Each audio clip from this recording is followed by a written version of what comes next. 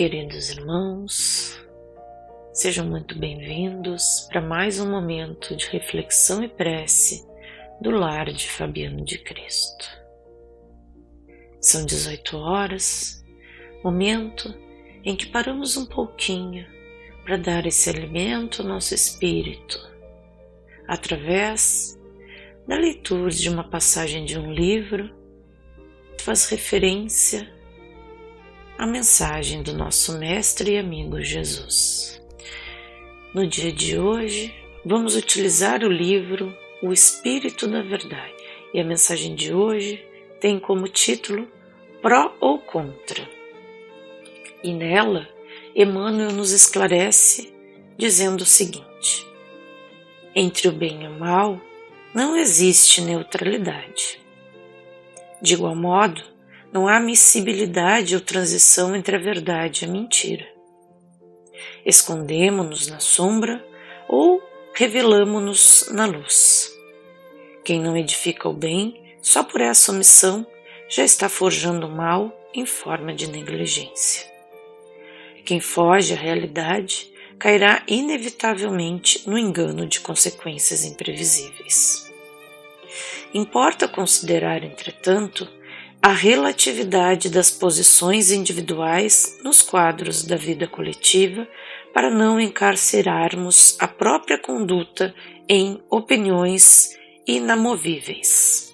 Desse modo, busquemos sempre, acima de tudo, a verdade fundamental que dimana do Criador e o bem maior relativo ao interesse espiritual de todas as criaturas.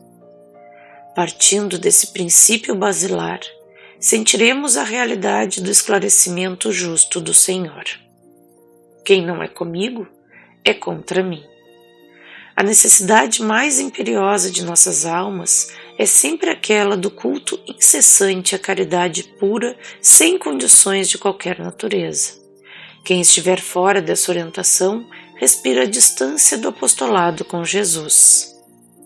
Para assegurarmos a firme atitude na senda reta, trazemos dentro de nós a consciência, a feição de porta-voz do roteiro exato. Nos mínimos sucessos de cada dia, define-te, pois, com clareza, para que te não abandones à neblina dos vales de indecisão. Estacionamento no mal ou ascensão para o bem, com Jesus ou distante dele. Isso significa que estarás ao lado do Cristo, desprezando agora as supostas facilidades que gerarão depois as dificuldades reais, ou abraçando hoje a cruz do caminho, que amanhã conferir-te-á o galardão do imarcessível triunfo. Palavras de Emmanuel. Esta mensagem também faz referência a uma passagem do Evangelho segundo o Espiritismo, que está no capítulo 17, item 4. O capítulo 17 nos fala sobre a perfeição, em sermos perfeitos. E o item 4 nos inicia o trecho dos bons espíritas. E eu acho muito interessante trazer neste momento um pedacinho que diz assim: o Espiritismo bem compreendido, mas sobretudo bem sentido, conduz forçosamente aos resultados que caracterizam o verdadeiro espírita como o verdadeiro cristão, que são a mesma coisa. O Espiritismo não criou nenhuma moral nova. Ele facilita aos homens a inteligência e a prática da moral do Cristo, dando uma fé sólida e esclarecida àqueles que duvidam ou que vacilam. Então, ele nos traz a mensagem que, quando estamos com o Cristo, nós nos tornamos pessoas melhores. Nós abraçamos a nossa cruz nesse instante para colhermos na verdadeira vida as consequências de vivermos neste mundo de provas e expiações.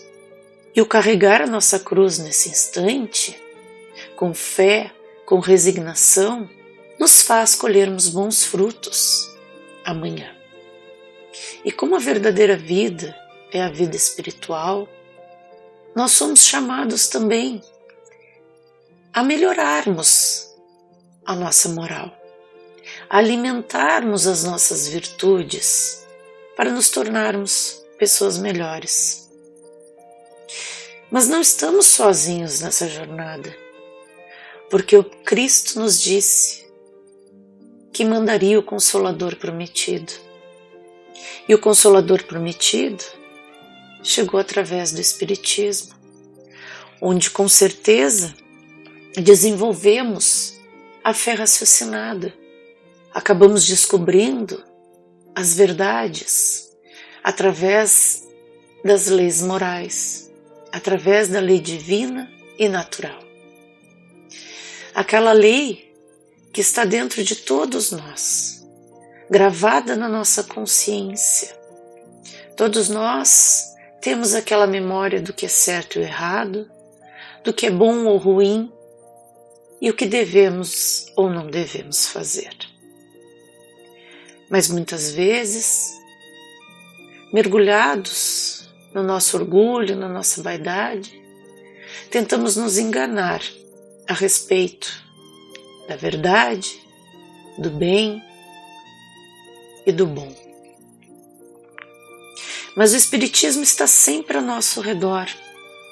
E como nessa passagem do Evangelho nos diz, ele não é para ser só compreendido, mas principalmente sentido. E no finalzinho deste item 4, nos diz o seguinte: aquele que pode ser, com razão, qualificado de verdadeiro e sincero espírita, está num grau superior de adiantamento moral. O espírito que domina mais completamente a matéria lhe dá uma percepção mais clara do futuro. Os princípios da doutrina fazem vibrar nele as fibras que permanecem mudas nos primeiros. Numa palavra, ele é tocado no coração. Também a sua fé é inabalável. Um é como um músico que se comove com certos acordes, ao passo que o outro não ouve senão sons. Reconhece-se o verdadeiro espírita pela sua transformação moral e pelos esforços que faz para domar as suas más inclinações. Enquanto que um se compraz em seu horizonte limitado, o outro, que compreende alguma coisa de melhor, se esforça para dele se libertar e sempre o consegue quando tem vontade firme. Então, nessas passagens, tanto do livro Espírito de Verdade, trazida por Emmanuel, quanto no Evangelho segundo o Espiritismo, somos chamados a sentir dentro do nosso coração a verdade do Cristo. A verdade que veio com o Consolador prometido, que veio com o Espiritismo. Verdade que não adianta só sabermos, mas que devemos praticar, que devemos vivenciar, e para isso devemos ter o nosso coração cheio delas. E para encerrar, que possamos a todo instante nos lembrarmos que fazemos parte deste todo divino, que somos seus co-criadores aqui neste planeta, que possamos então refletir a respeito dessas mensagens e trazê-las para o nosso dia a dia. Que Fabiano de Cristo possa nos amparar. Que assim seja.